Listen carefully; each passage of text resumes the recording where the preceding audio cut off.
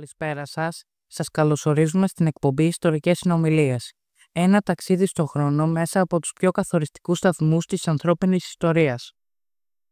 Είμαι ο Δημήτρης Φρούτζας και στη σημερινή εκπομπή μας που ανεβαίνει για την ομάδα των ιστοριογραφημάτων με την υποστήριξη των εκπαιδευτηρίων Νέα Παιδεία έχει σκοπό να φωτίσει σημαντικές στιγμές που σημάδεψαν τον κόσμο μας. Στο επίκεντρο της σημερινής συζήτησης βρίσκεται η μάχη του Βερντέν, ένας από τους πιο δραματικούς και καθοριστικούς σταθμούς του Πρώτου Παγκοσμίου Πολέμου. Μαζί μας βρίσκονται δύο εξαιρετικοί συμμαθητές μας, ο Νικόλαος Στασούλας και ο Δάβρης Ευάγγελος, οι οποίοι θα μας ταξιδέψουν πίσω στο χρόνο, αναδεικνύοντας τη σημασία και τις επιπτώσεις αυτής της μάχης. Νικόλα, Ευάγγελε, καλώς ήρθατε στην εκπομπή. Είναι χαρά μας να φιλοξενούμε τις δικές σας απόψεις και την ιδιαίτερη προσέγγισή σας σε αυτό το τόσο σημαντικό ιστορικό γεγονός.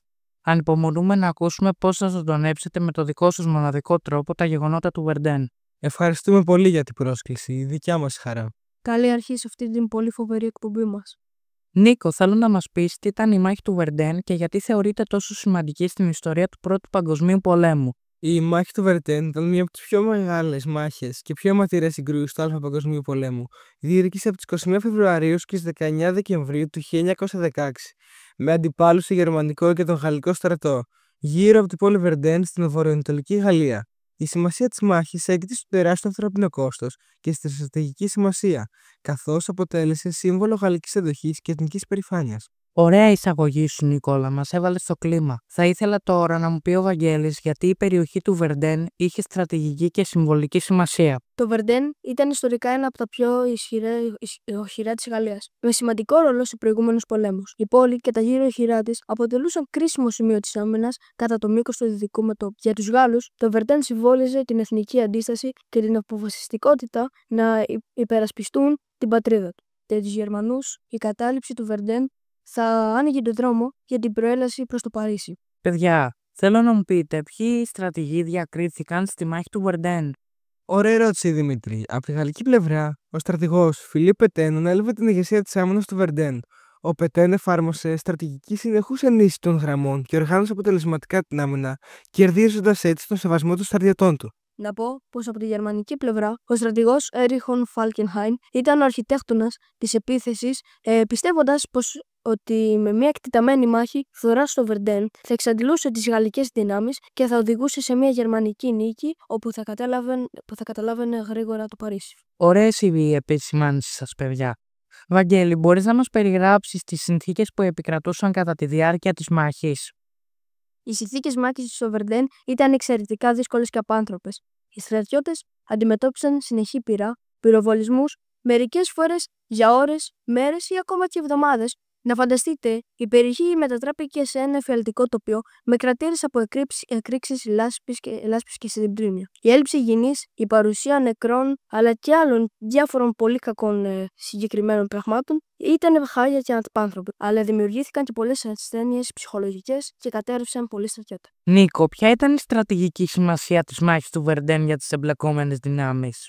Απ' τη μία, για τους Γερμανούς, η μάχη στο Βερντέν σχεδιάστηκε ως μια επιχείρηση φθοράς, με στόχο να προκαλέσει τεράστιες απώλειες στους Γάλλους και να τους αναγκάσει σε υποχώρηση. Ο Φάλκενχάιμ πίστευε ότι εξαντλώντας τις γαλλικές δυνάμεις θα μπορούσε να επιτύχει μια αποφασιστική νίκη στο δυτικό μέτωπο. Από την άλλη, για τους Γάλλους, η υπεράσπιση του Βερντέν έγινε ζήτημα εθνικής περηφάνειας και αντοχής. Η επιτυχής άμυνα της πόλης ενίσχυε το ηθικό του γαλλικού στρατού καθώς και του λαού, αποδεικνύοντας την ικανότητά τους να αντέξουν σε συνθήκες ακραίας πίεσης. Βαγγέλη, πώς εξελίχθηκε η μάχη του Βερντέν κατά τη διάρκεια των μηνών?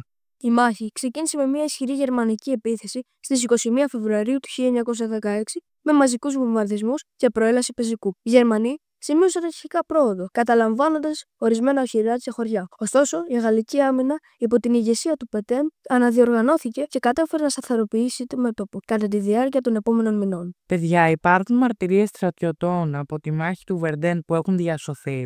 Βεβαίως, θέλω να σας διαβάσω μια μαρτυρία, η οποία με συγκίνησε ιδιαιτέρως. Ο στρατιώτης Ζαν Μεσχέ που πολέμησε στο Βερντέν, το πλευρό της Γαλλίας, κατέγραψε το εξής στο ημερολόγιο του: 21 Φεβρουαρίου 1916.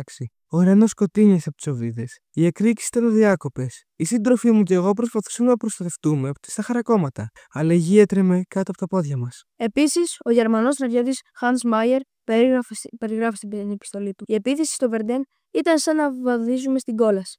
Οι απώλειες ήταν τεράστιες και το ηθικό μας δοκιμάζονταν καθημερινά. Αυτές οι μαρτυρίες προσφέρουν μια συγκλονιστική εικόνα των συνθηκών που επικρατούσαν στη μάχη του Βερντέν και του ψυχολογικού και σωματικού κόστους που υπέστησαν οι στρατιώτες. Φτάσαμε λοιπόν στο τέλος της σημερινής μας εκπομπής. Ευχαριστούμε θερμά τον Νικόλα Οτασούλα και τον Δαύριο Ευάγγελο για τη μοναδική τους παρουσίαση και για το ταξίδι που μας πρόσφεραν στη μάχη του Βερντέν, έναν από τους πιο κρίσιμους σταθμούς του Α' Παγκοσμίου Πολέμου. Σας ευχαριστούμε που ήσασταν μαζί μας και σας περιμένουμε στην επόμενη εκπομπή μας, όπου θα συζητήσουμε για ένα εξίσου σημαντικό ιστορικό γεγονός, τη μάχη στο Βατερλό. Μέχρι τότε να είστε καλά και να συνεχίσετε να αναζητάτε την ιστορία που βρίσκεται πίσω από κάθε γεγονός. Καλή συνέχεια.